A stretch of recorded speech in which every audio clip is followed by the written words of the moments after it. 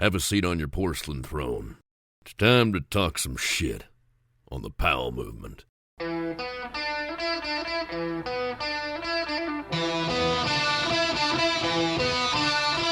Welcome to the Powell movement. I'm your host, Mike Powell, and what a scary week this has been for my family. If you're new, I'll give you the Cliff Notes version. My wife had stage 3 colon cancer. We found out when her stomach exploded and she almost died. She had a major surgery, went through chemo, she beat cancer, only for it to come back 3 months later at stage 4. Then she had another major surgery, more chemo and radiation, which brings us to the scan that she had yesterday. I was preparing for the worst, as we always seem to get bad news.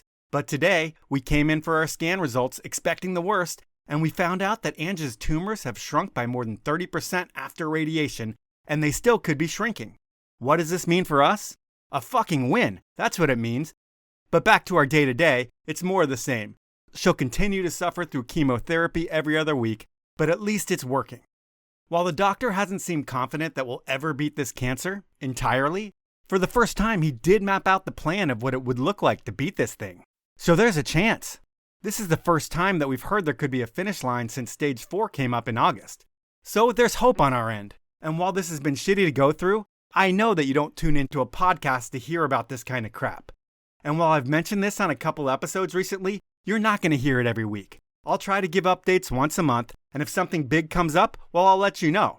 And I know it's kind of weird sharing all of this to strangers on a podcast, but it does make me feel better. And when I try to talk to people about this in real life, I get all emotional, so this really helps. But enough about my shitty life. Let's talk about someone awesome.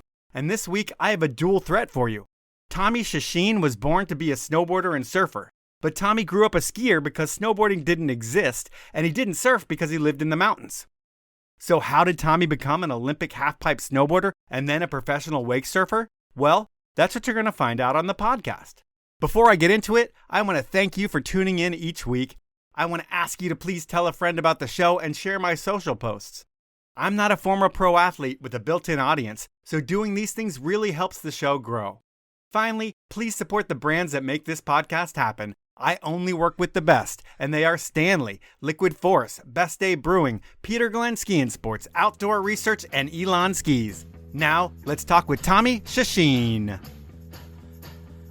The busy season is starting for you, and with your life today as a pro wake surfer, have you been traveling a lot? Are there photo shoots leading into the season? What have you been up to? Oh man, yeah. So it was a good, busy winter around here, leading into the summer, looking forward to the wake surf stuff. I actually just got back from Tahoe doing like MB testing and development and meeting with MB Boats. They're a company I work with on that end. And then right after that, I went to Georgia to Lake Lanier and we did a liquid force shoot. So that's like shooting all the 2025 product. So that was a great time. Nice. And it seems like you've had 2 different lives. One in the mountains dealing with the brutal cold, one in the water dealing with sunburn. And when you think about it, while I'm sure it's hard to choose one or the other, if someone had a gun to your head, knowing everything you know in life these days, which would you pick if you had to pick one for the rest of your life? Oh man. Well, I guess that's the beauty about the seasons here. I mean, I do travel for wake surfing a bit, but mainly I'm around the Mammoth area. So wintertime, there's snow, summertime, there's lakes, and we get to enjoy it all. But these days, more and more, I don't know, I feel like I'm enjoying the summer more. Okay, well, we're going to jump into it a little bit more, and your name is incredibly hard to say, and if people haven't heard it before, they would murder it. Can you think of all the different ways people murder the pronunciation of your last name? Every which way, but I always tell people the easiest way to remember it is it rhymes with machine. So machine, Czeschin. That's the easiest way to remember it. Does anybody ever get it right first try? I don't think anyone ever has. Well, one time, I think I was in Illinois or something on a wake surf gig, and I met someone else with the last name Czeschin, and they got it correct the first time. Okay, well, I hope they would get it right the first time if that's their name, but you never know when you're in that part of the country. But anyway, you're born and raised outside of Mammoth, and does your family live there because they love the mountains, and are they mountain people? Yes. So let's see. My dad came from Southern California and my mom from Northern California. They met in Mammoth and ended up like, yeah, loving Mammoth, moving to Mammoth. That was in the, we gotta say, early 70s. So they've been here forever. And yeah, born and raised in Mammoth and lovely area. Still love it. It's a great area. And yeah, talking about the seasons, it's always from one season to the next and looking forward to the next season. Did you grow up on a lake when you were a kid? We grew up like fishing with my grandpa and my dad occasionally around boats, but not really doing any wakeboarding or surfing back then. Just really getting into wake surfing was loving surfing, but living in the mountains and then realizing, hey, wait, we could surf behind boats and, it's not the same, but it's the next best thing. So summertime stuff is more adventuring and fishing and stuff like that for you. And then in winter, how far do you live from the mountain? So winter, if I give myself a half hour to be at chair two or chair one, main lodge, Mammoth, I could be door to door in a half hour. Oh, that's pretty sick. And I think Yeah. you start out with skiing and you do the whole race program deal where they groom you to be really fast. Yeah. So starting out skiing, we would always try and build little kickers and try and hide from the ski patrol because they would shut the kickers down.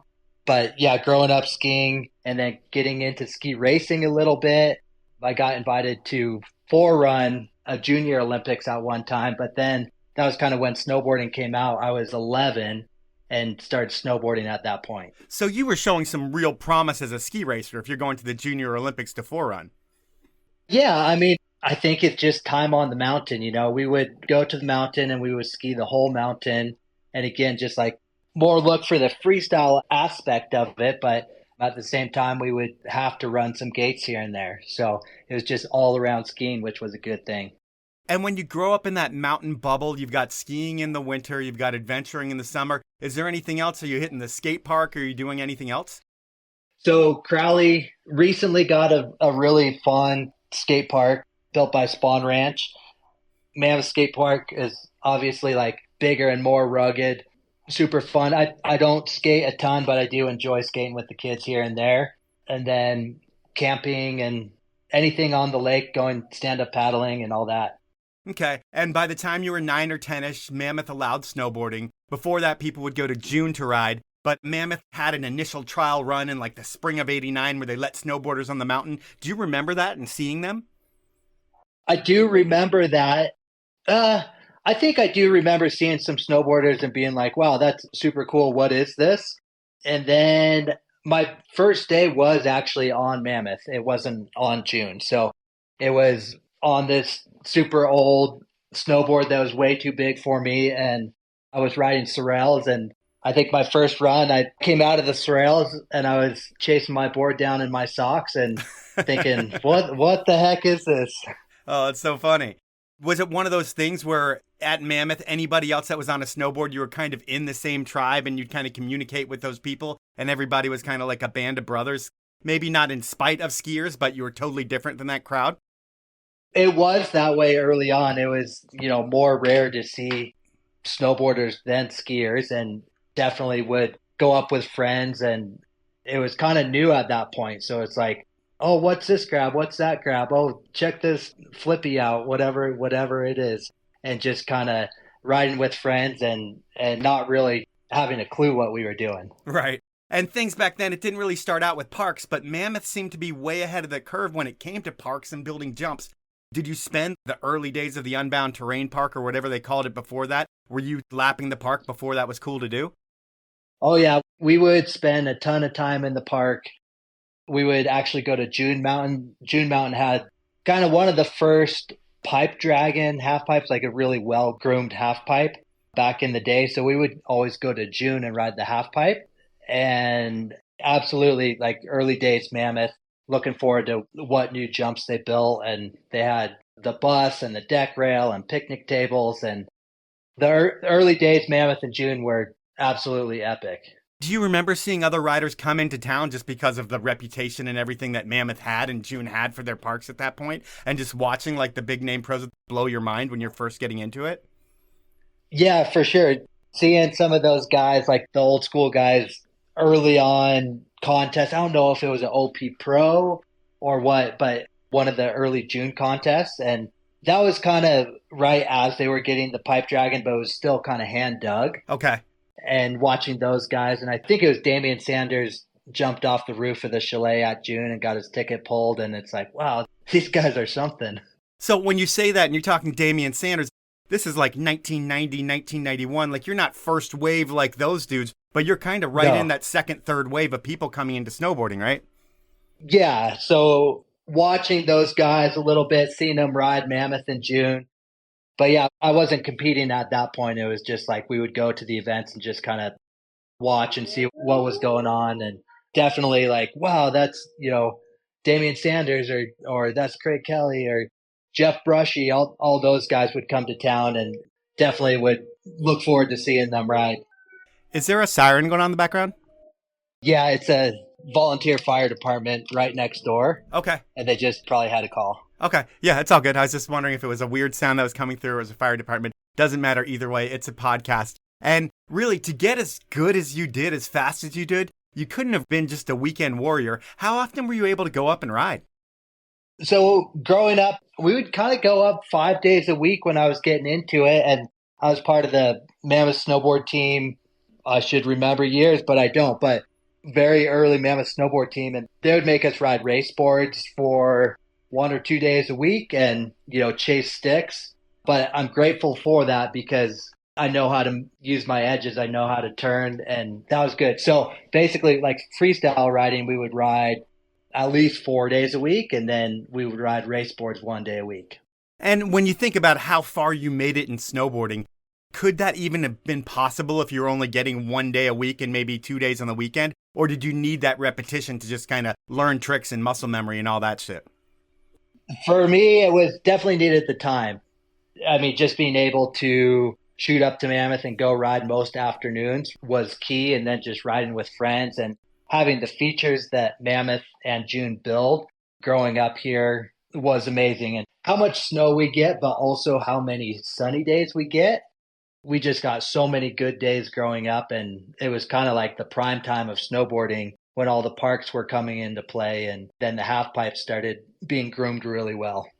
The pipes are being groomed really well. And it seems like you end up specializing in half pipe. But in the early USASA days, were you competing in both half pipe and slope style and anything in between?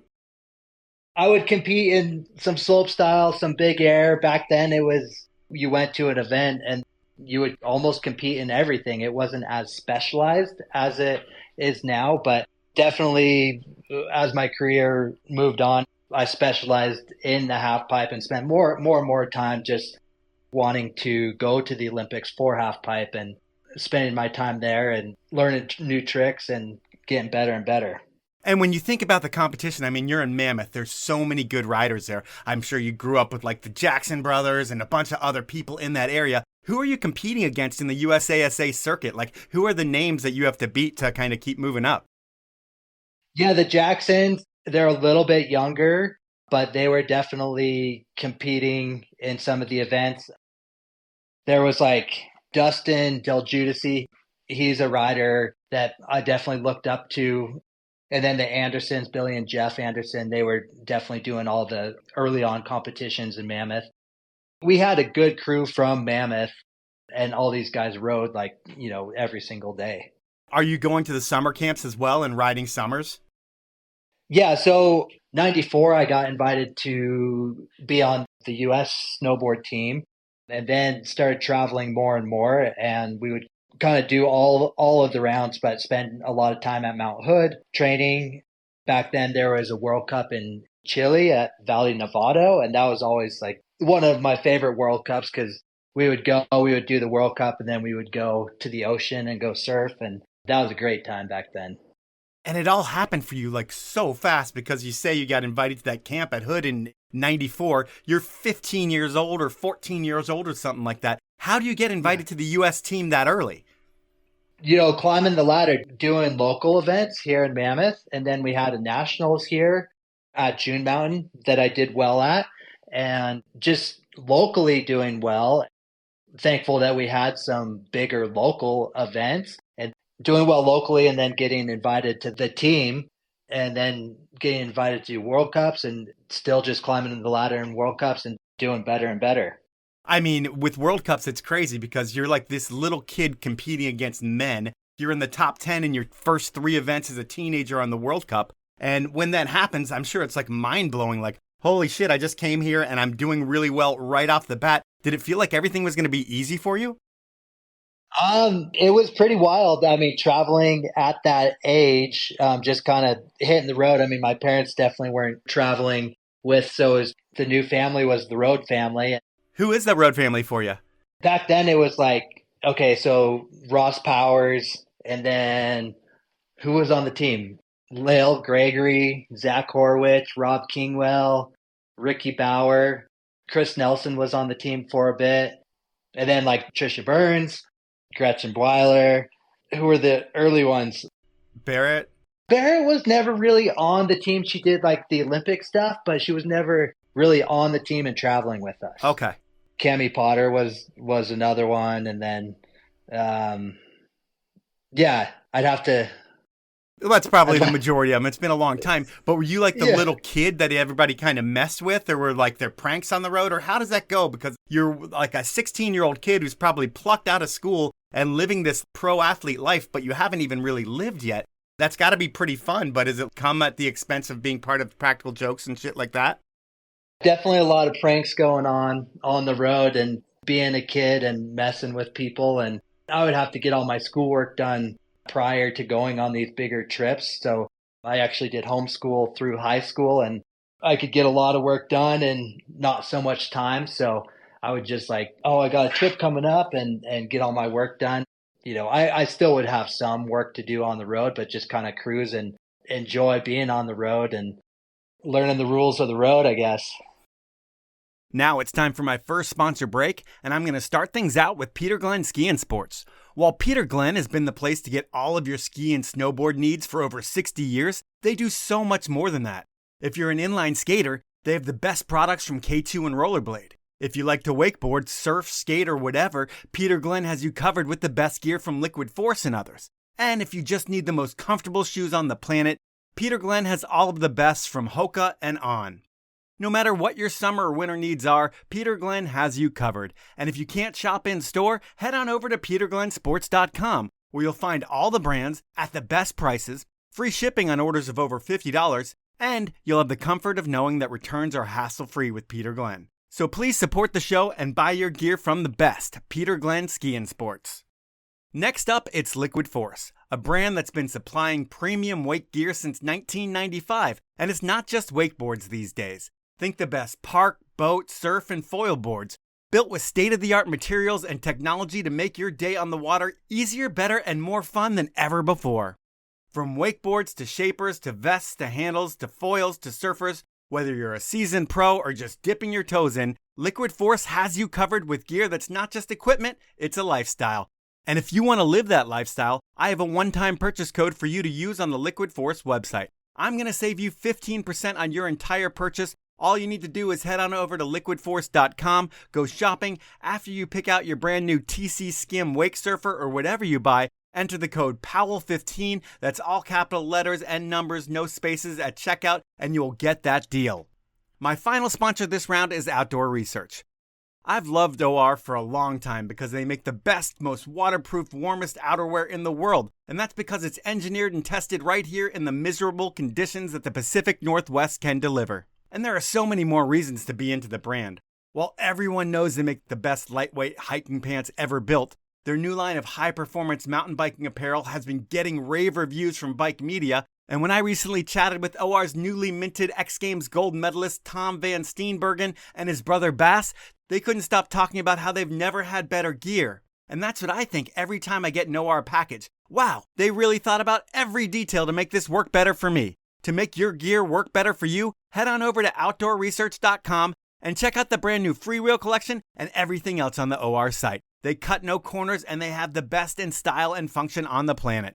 Those are my sponsors. Now let's jump back into the podcast. We did mention pranks. What was the worst that you experienced or the funniest thing that you've ever seen on the road that was just like you tell the story to your kids one day when they're old enough to hear it?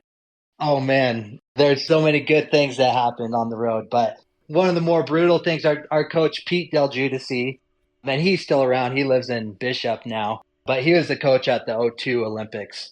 But I think we were in Italy and everyone was super jet lagged. And I think it was Zach Horowitz grabbed, those rocks and plants, they're like fake rocks or maybe they're real rocks that kind of keep the water in plants. Yep, I know what you're talking about. Yeah, so he had a handful of those and it's like, hey, Del, do you want some bunch of crunch? And everyone was starving at this point, and Pete shuffled a few into his mouth and started chomping, and I think, chipped a couple teeth, and it started out funny, but it was sure not funny afterwards. Yeah, man, chipped teeth, that totally sucks. Oh, man. And I'm going to guess your look is pure snowboarder, but what's your attitude like? Are you cocky at all? Are you outgoing? Are you the class clown? Like, who are you off the mountain? Yeah, I was pretty mellow as a kid and just kind of got thrown into it and figured things out, and almost like the new kid and the young kid. So definitely looking up to everyone else and, figuring out how things go. But definitely through my career, I didn't feel like I was at all cocky or anything. It's just kind of, I don't know, confident in my riding and who I was, but probably just as a kid, a little more quiet and more learning. I'm sure you're quiet, but you make a lot of friends on the US team. Another thing that can help dictate who your friends are going to be are sponsorships. And there's team trips and relationships built. And I guess that's my weak segue into asking who's the first brand to start hooking you up with product. When did that start and how did it start? So there was a rep here in Mammoth that I met. His name was Rene Bruce, and he repped Nidecker. Before that, he repped a brand called Never. But he repped Nidecker. Actually, backing up a little bit, I think one of my first sponsors was Rusty Snowboards. Rusty made snowboards for a few years out of San Diego. They had a factory in San Diego, and they had a builder from LibTech, Henry Hester, building the boards. So I rode for Rusty Outerwear and Rusty Snowboards, and then kind of started the path on Nidecker after that. And then in like your heyday, who are the big brands that are paying you through your snowboard career? It would have been Nidecker Snowboards, and then I was on Smith goggles, Smith eyewear for a long time, Giro helmets towards the end there. I was Northwave Drake. We did a really cool shoot in '98 here in Mammoth. There was this massive hip. Some iconic shots came from that, but that was kind of my prime time with Northwave Drake, boots and bindings, and that was a good go with them. I think I was with them for, I don't know, probably like 10 years. Oh, nice. And what's wild to me is that even back then in like 2007, or I don't know exactly what year it was, but you're a pro snowboarder, but you were getting free boats back before your wake career even started. How did that come together? Yeah, so that was kind of cool. I rode for O'Neill at the time, and they had some connections because they do all the sports like, surfing and snowboarding, wake skating. So they were involved in the wake world, and one of the team managers knew the Nautique team manager, and we were able to work out kind of like a cross marketing deal. That would have been in 2007, and it was the year I won the Grand Prix. So I wore a little Air Nautique sticker on my helmet. I won the Grand Prix that year, and then they gave me a really good deal on a boat, and that's kind of when I really started wake surfing more and more. And then it wasn't until later on when I signed a deal with Nautique. Okay. And so sponsorships are one piece of the puzzle, but then you have like World Cup events, X Games, Gravity Games, Vans Triple Crown events, Stadium Big Airs, Arctic Man, Grand Prix. There were so many different events to compete in back then when you were coming up. Were you gone like every weekend back then doing something where you could win money? Yeah, I mean, there were so many events back then, and you could pick and choose kind of what tours you wanted to do. Some people would be like, oh, what events are you guys going to? And they would go the opposite way and just kind of like cherry pick events for prize money. Like hedge their bets? Yeah, absolutely. Yeah. There were so many different events, and I think we tended to stick more towards like the bigger ones. And I remember there was like a Bud Light event. There was, the Vans Triple Crown, the Grand Prix, all the World Cups, the Dew Tours. Yeah, you could pick and choose what events you wanted to do and base it by who's going or prize money, or if you wanted to get points for this or that, or how you're doing on the tour. The Grand Prix tour, they used to give away trucks. So It's like if you do all the events and win the overall, then you go home with a Chevy truck at the end of the tour. And I won 2 of those, which is cool. Yeah, man, winning a truck sounds pretty sick. And the biggest event ever in snowboarding is going to be the first Olympics in like 98. You're really young. You're 17 years old. Was there any chance for you to make that team? I think I was maybe a couple to a few out, but I didn't really have any hopes set on making that team. I was still just kind of like learning the ropes and watching Ross Powers ride, and he was so consistent and had his run dialed and would always come up with new tricks. But after that, after watching those guys in the Olympics, it's like, okay, yeah, this is definitely something I can do and I want to do. And next Olympics, I'm going to be there. Well, outside of the Olympics back then, there was the X Games. And while you didn't get that Olympic spot in 1998, that was the year, I think, of your first X Games. And can you describe the stoke level and maybe even the nerve level of going to an event like that that's that big for the first time? Yeah, the X Games is always a good time. You show up and it's like the crowd is always hyped and massive, and you have snowmobiles, and the pipe typically is one of the best events of the year as far as, the athlete lounges and the condition of the half pipe and how much practice you get and snowmobile laps and all that. So X Games was always one to look forward to. And the first X Games was pretty cool, just not really knowing what to expect, but just massive crowds and people being so into it. And I don't know what X Games it was, but I walked away with a silver and a bronze, and I'm just missing that gold. Yeah, in 99, you got the bronze. In 2001, you got the silver, I believe. And in between that, you get, or I don't know if it was in between that or right before you got the bronze, you go to Gravity Games. And it was like the only time I think there was a winter Gravity Games. It comes to your hometown. And was that event equivalent to what Next Games was in terms of size and infrastructure, or was it a lot smaller? They wanted it to be like X Games. I would say it was kind of a notch down in some ways, but they did an excellent job here in Mammoth with Gravity Games. It was a big event. I mean, they had helicopters flying around. They did like a big mountain event on McGee, I think, right then. And they really put a lot of time and money into it, and the half pipe was good. I remember battling with Ross Powers in that event and being like, man, this is my town. I want this. But I do think I ended up with a silver in Gravity Games. Yep, you did get a silver there. And that was your first huge win. Was that the first time you stood on a really big podium and was like, holy shit, I'm right with Ross? It could have been. And like from then on, it seems like we traded off a lot. I took some, he took some. And then there was, a handful of other guys that were in the mix as well, obviously.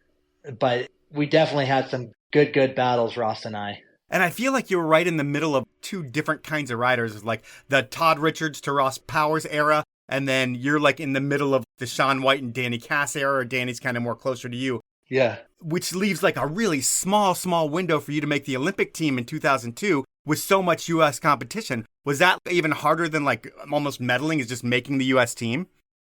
It always seems to be that way. It always seems like the hardest part about it is making the U.S. Olympic team. And from there, you're going to the Olympics, you're going to try and do your best. But making the Olympic team is just so much stress and so much goes into it. And there's all these people trying to get those 4 spots, or 4 maximum spots for men and 4 for women. So yeah, definitely the hardest part about the whole deal is even making the team.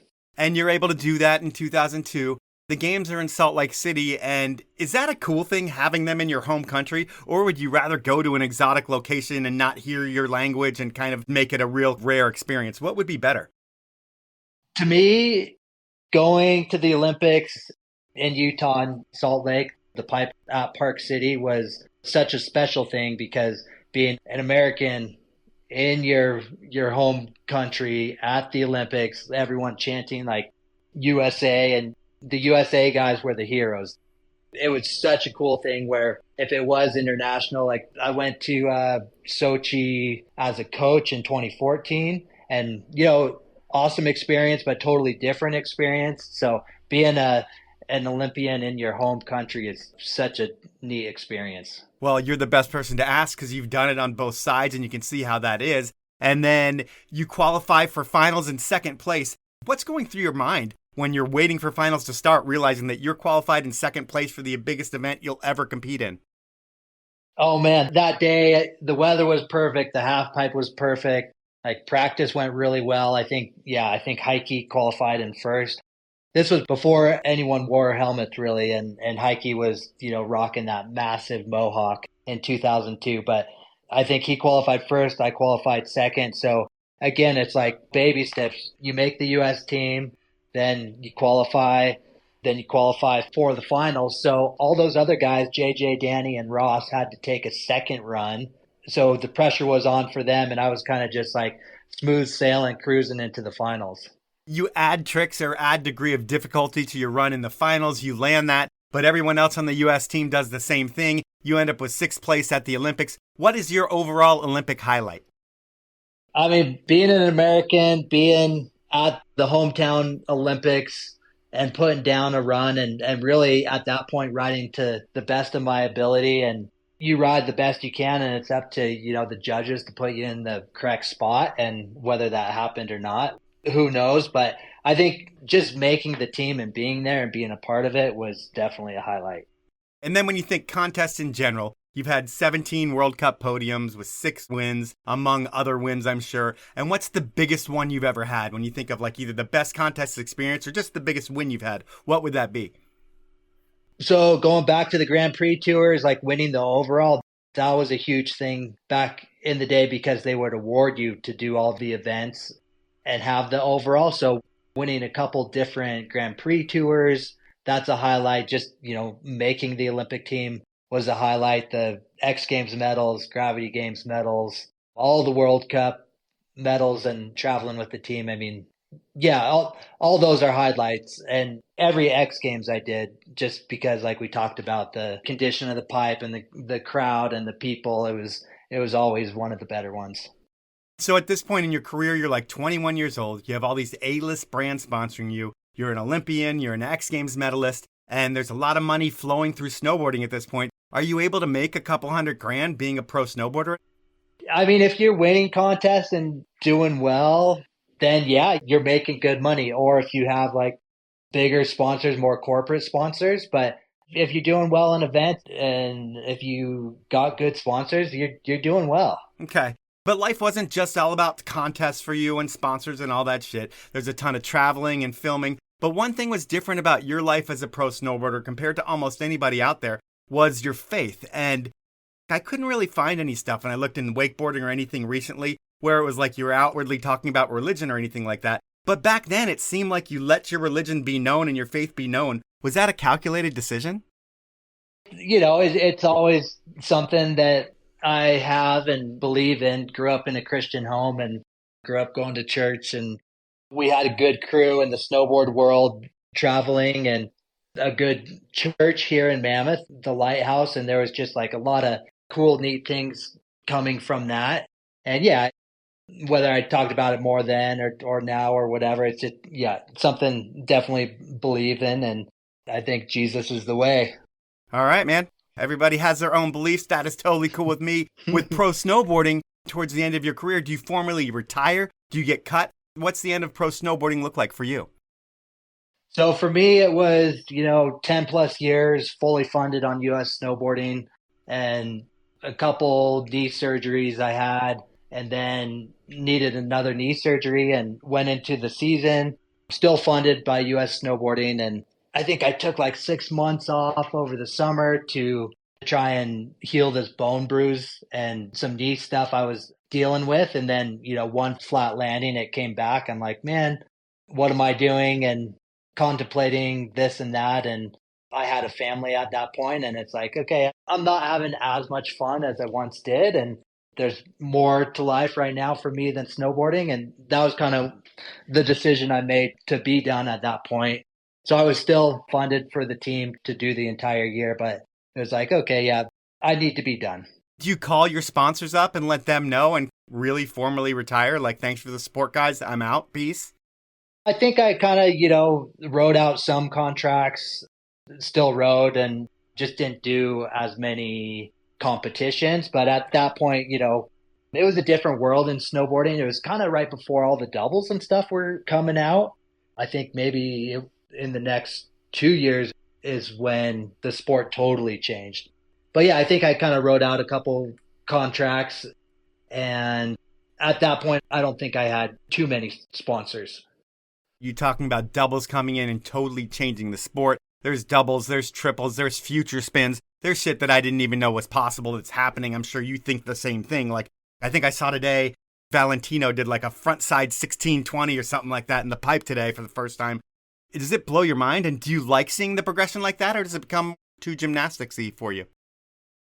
It definitely blows my mind to see what is going on in snowboard half pipe and the level of it. And all these guys are so talented, but I get more hyped on like a insane air to fakie or a good classic McTwist or something than, the next biggest spin. And again, these guys are so talented and incredible doing triples and huge spins, but I definitely get more hyped when these same riders slow it down and do, massive air to fakies or switch methods or McTwists or stuff like that. It's time for my second round of sponsors, and I'm going to start with Elan Skis. I've been skiing on Elan, the Ripstick and the Playmaker, for the past 3 seasons. And when I first started doing ads for Elan, I would rave about the quality of the skis because you really can see a difference in the fit and finish from an Elan compared to every other ski on the wall. I'd always attribute that to Elan having the best factory in skiing, their heritage in building spare no-expense yachts, and having real skiers build the skis in the Slovenian Alps. That combination has created lively, playful skis that remain rock solid underfoot at high speeds and have really made me feel like I'm a better skier. And while it's not ski season, when it is, if you demo skis before you buy them, please support me in what I do and try an Elan, and you're going to see exactly what I'm talking about. If you buy skis without the test drive, trust me, and head on over to elanskis.com to see all the choices, and you're going to have more fun on the mountain than you ever have before next season. Next up, it's Best Day Brewing. And while I love a cold beer, I don't always need the alcohol. And that's where Best Day comes into play. It's brewed with people like you and me in mind. The skiers, the snowboarders, the skaters, the bikers, the runners, the gym rats, the bladers, the surfers. Anyone who loves parking lot beers, tailgate beers, studio beers, workshop beers, you get the idea. Best Day is the best way to celebrate your best days and not to have to worry about the drive home or a lot of calories or anything else for that matter. While I'm not saying don't drink alcohol, there's a time and a place for everything. When it's doing time, I like to drink Best Day straight up. But when it's drinking time, I like to mix in a Best Day between every alcoholic drink to keep me sharp and in control. It's a cheat code for all night fun. To find out more about the Best Day flavors and buy some, head on over to bestdaybrewing.com or pick some up over on Amazon. My final sponsor is the brand that has created the most incredible pint glass in the history of the world. I'm talking about Stanley. Yes, that brand that makes your grandfather's favorite green coffee mug. It's also the brand that's front and center in the life and times of pop icon Olivia Rodrigo, and a brand that I'm proud to say has been supporting the outdoors and the sports we love since before the other copycat brands existed. Stanley invented the category of keeping things hot and cold in 1913, and while their quenchers have taken over the world by storm, I personally swear by their adventure stacking pint beer glasses, and have used them almost every day for the past 7 years. No joke. I also love all their choices of food jars and storage items for parking lot fare at the mountain or during my 1 day a year at Wild Waves, which is coming up. To see all the products from Stanley, the brand that everyone's talking about these days, but I've been talking about for over 7 years, head on over to stanley1913.com and go shopping. Those are my sponsors. Now let's jump back into the podcast. So you were the elite athlete back then, riding with elite athletes. Then you become a coach and you're coaching elite athletes. And when you think of it, who was more athletic, like more of an athlete? Are the guys today, are they have like better diets and going to the gym more than the guys back then that were more throwback-like? Or is there a difference between any of them? Or is it all the same? I think now they're more highly tuned athletes and definitely have more support and have things more figured out. And, just as far as having a team that's put together for these athletes, and they're definitely more highly tuned athletes now than they were back in the day. Okay. And we'll talk about you coaching in a minute, but we're not really going to say that much about it. But we will say that when you retire, it's like 2009-ish, and that's around the time that Humanity Snowboards comes into play. Do you help start that brand? Like, are you invested in the brand? Yeah, so with Humanity, it was a friend who had a factory down in Southern California. He was making some boards and thought it would be cool to do his own brand and then bring me on and bring a couple other people on. And it was fun helping with, board designs and development and just do a bunch of testing. And we got to do our own graphics. So it was a cool thing. It didn't really last that long, but it was fun while it lasted. And you were also a coach on the US Snowboard Team, which I alluded to. When you think about athletes that you coached, who was your biggest success story? Let's see. Well, in 2014 in Sochi, Kelly Clark got a bronze medal. And when an athlete gets a medal, they get a medal that's called the Order of Ikos to give to someone who helped them get there. And she gave me the Order of Ikos medal, and that was pretty special. So, yeah, I worked with a lot of the girls, Hannah Teeter, Kelly Clark, Chloe, Ariel Gold, and then all the boys as well. But yeah, probably that instance comes to mind with Kelly and the Olympic medal. For some reason, I don't see her with anything but gold. I just feel like she won everything that she ever did, but that's just me reminiscing. She totally did. And then in the summer times around then, in like 2009, 2010, people weren't wake surfing that much. Brands weren't making that great of boards, but you were super into it. And were you tinkering with different things? And do you eventually come up with the whole Crowley Wake concept just due to lack of good product and you wanted to get behind a boat with something you liked? Yeah, so we were kind of testing some different boards and being like, man, I wish we could do it this way and that way. And I was in Santa Cruz and found a skim board that I really, really liked, just the shape of and the look of. And I met the shaper and he was able to get us hooked up with the manufacturer. And that's kind of where Crowley Wake came from. And let's see, we did that for a couple of years. And the following year, the company kind of lost their factory. They had to make massive orders and they weren't going to hit those orders. So they kind of folded that section that kind of hosed us. So from there, I called Liquid Force and met with them. And they're like, absolutely, let's do something. And from there on out, I've been with Liquid Force. And currently I have a couple boards with them. And the original one was called the TC Skim. And it's still in the line today. So Liquid Force is this like super core brand in wakeboarding. They have a long established team of riders. And was it odd when you were added to the pro team and developing a line of boards right off the bat, when I'm guessing most people in the program didn't even know who you were, and they're like, here's this new pro rider we're going to throw on the team? Yeah, I mean, it's kind of still like that. Wakeboarding is very core, and hats off to all those guys, the tricks they do, and it's so gnarly. Like, as a kid, we would wakeboard a little bit, but these days I just can't do it with the impact on the knees. So wake surfing, being on a wakeboard team and being one of the wake surfers is just like, oh yeah, wake surfing. And then the wakeboarders are the core ones. But Liquid Force, I mean, they saw kind of wake surfing coming up and a lot of boards being sold for wake surfing and something that the whole family could get into. The dad buys the board and the boat, and now he's actually using the board and the boat instead of just towing the kids wakeboarding. So I think Liquid Force saw it early and definitely took all the feedback I gave them. And we've been making some good wake surf boards ever since. So with Liquid Force, you're working with legendary shaper Jimmy Redman. And when you're working with a dude like that, what kind of Yoda-like knowledge does he drop? And what's he able to do with the boards? And like, how long does it take to go from like the prototyping phase to actually getting a finished product? Lots of questions, sorry. Yeah, so Jimmy is so awesome. He's an amazing shaper. Like, we'll brainstorm, we'll come up with ideas. He'll make a board or he'll make 2 or 3 that are a little bit different. And a lot of times we'll go out and I'll ride and he's just laser focused on how the board is moving through the water. And he'll be like, how did that feel? How did this go? And he won't really say what he's seeing until you ride all the boards and then kind of pick like, this one's better than that one because of this. And then he'll like spill the beans of, yeah, I was watching this thing go through the water and was hanging up there. And then this one with a little straighter line in it, or the fin box moved a little bit, it was way smoother through the water. And Jimmy is just, I mean, he's the man as a shaper and he is so talented. You got to be so lucky to be able to work with a guy like that, developing product that pretty much you want to ride and the whole world seems to be enjoying. But when I think about the wake category as a whole, when you were an Olympian, which is a time when I went out on the water the most, was back in the early 2000s, people were wakeboarding, and there were some wake skaters out there, and not too many wake surfers. It was like what you did at the end of the day or when the water was shitty. But these days, between surf, wake, foil, skate, there are so many different choices. Does that impact anything? Like, do wake surf sales take away from wakeboard sales, and do they have to manage that carefully?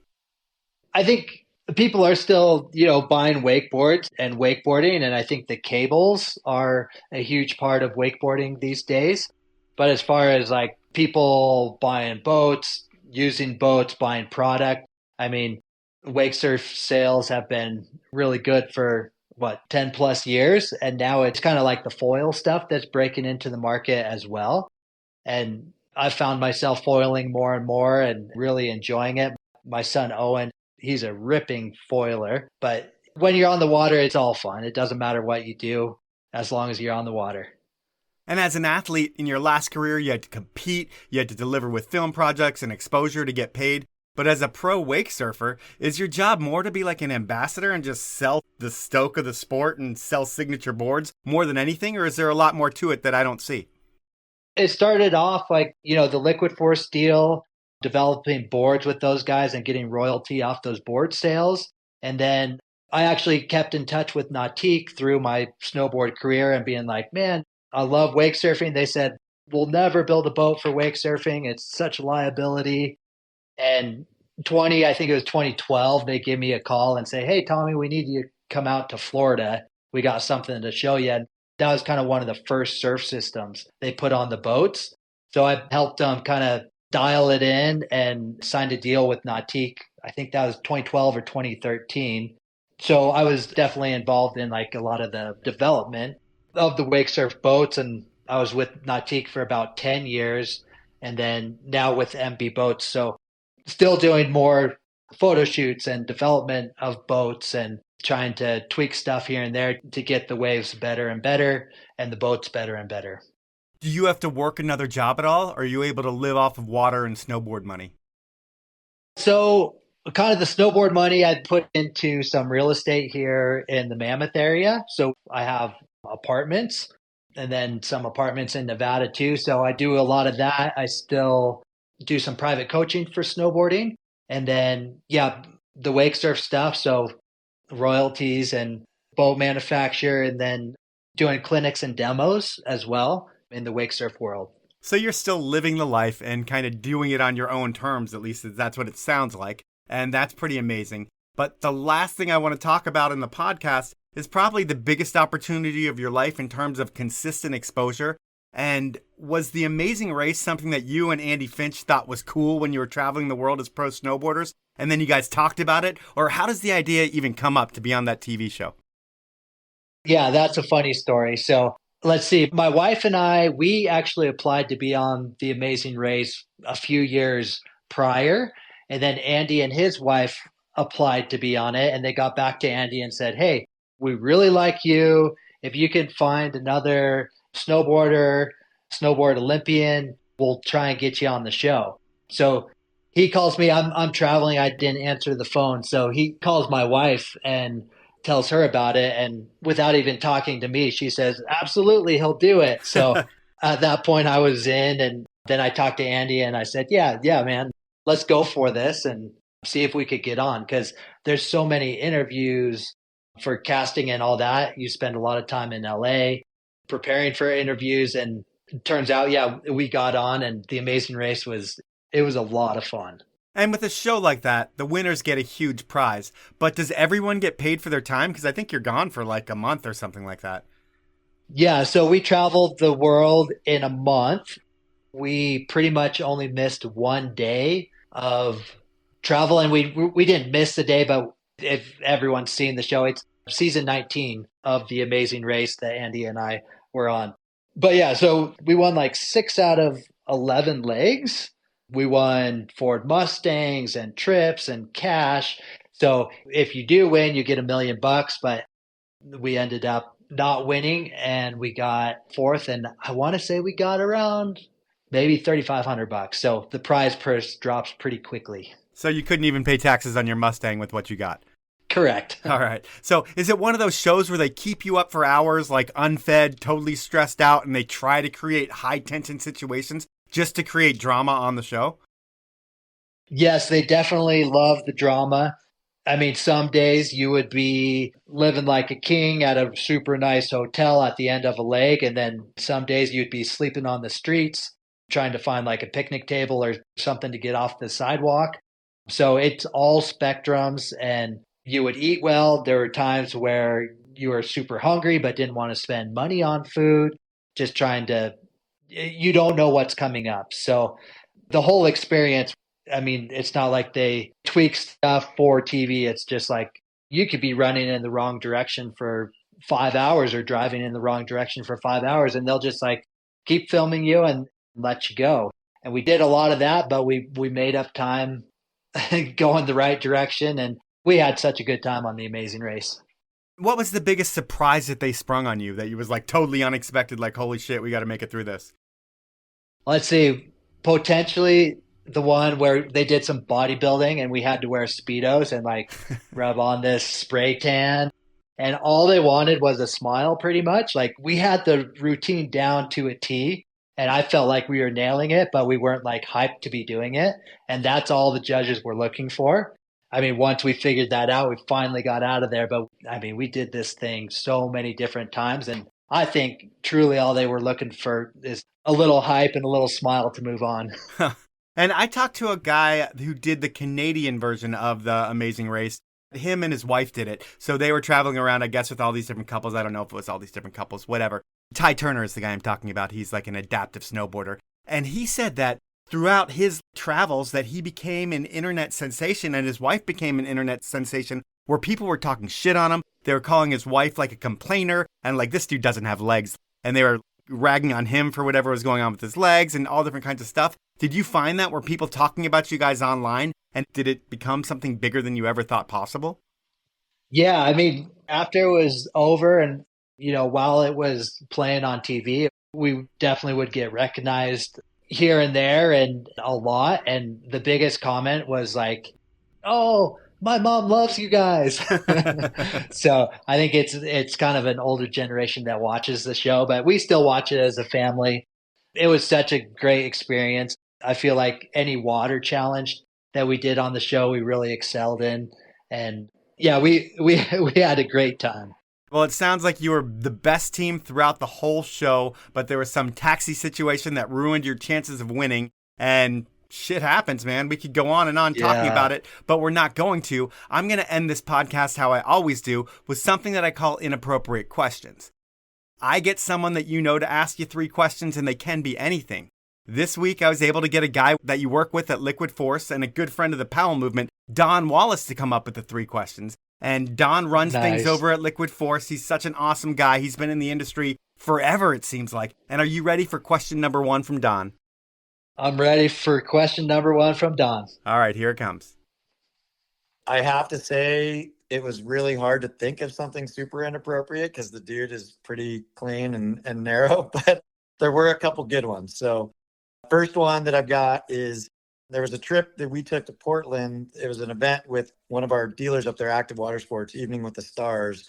And it involved a really late night of drinking. And apparently on the way to the airport in our rep's truck, Tommy may have painted some stripes down the side of the truck in front of a cop. So I was just curious to hear more about that story. This sounds like it could be a really good one. Oh, man. Yeah, that's always a great event, Evening with the Stars up there. They sell a lot of Liquid Force product and yeah, a good time, good night. And I think Neil, the Liquid Force rep, was, windy roads and stuff and definitely car sick. Okay, so that you're going to put it at car sick? That's how it happened? I'm going to blame it on Neil's driving. All right, there we go. He was car sick, Don. That's how he rolls right there. We will go with question number 2. So this one, I actually don't know this story. I phoned a friend. I reached out to the photographer, Andrew Miller, who's a really good friend of Tommy's, and asked him if he had any dirt. And he said, it's not super inappropriate, but a funny story. Apparently they were down in Mexico and something happened where he said they almost blew their faces off. So curious to hear more about that story. All right, maybe this one will be a little bit better. You almost blew your face off. So you think of Mexico, you're probably thinking of fireworks, but that was not the case. We had a nice tri-tip on the grill, and we got Mexican charcoal and Mexican lighter fluid, and got the party started. It was going well, and then the charcoal went out, and we doused this thing pretty good. And Andrew lit it. Lighter fluid is typically pretty mild. It's not like gasoline, but Right. This Mexican lighter fluid had some high octane, and the thing just pretty much blew up. It was a massive ball of fire, and Andrew lost his eyebrows, like all the hair on his hand.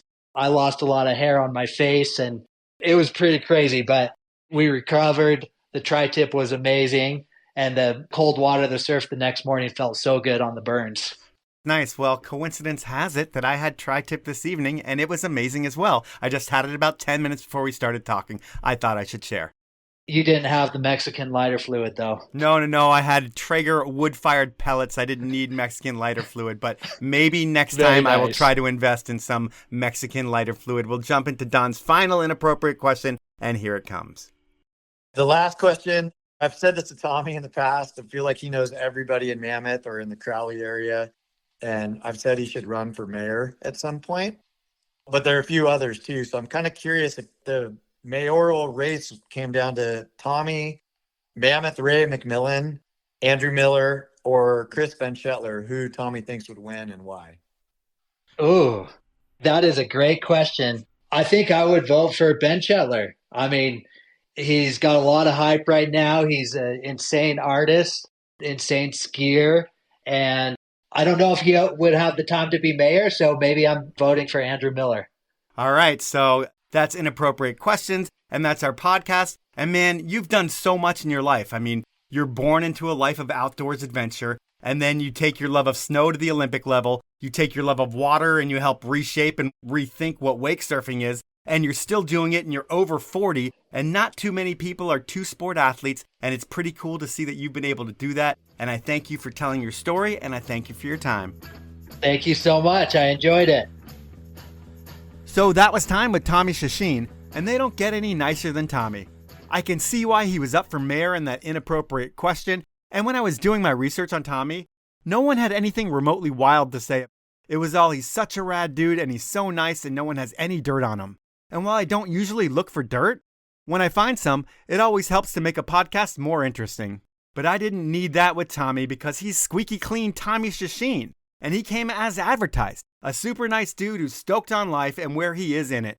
And while I thought this one could be a challenge because he was so squeaky clean, it was easy, and that's the podcast. At this point, I want to thank you again for listening and ask you to please support my incredible sponsors who make this thing happen. They are Stanley, Liquid Force, Best Day Brewing, Peter Glenn Ski and Sports, Outdoor Research, and Elon Skis. Have a great week, everyone.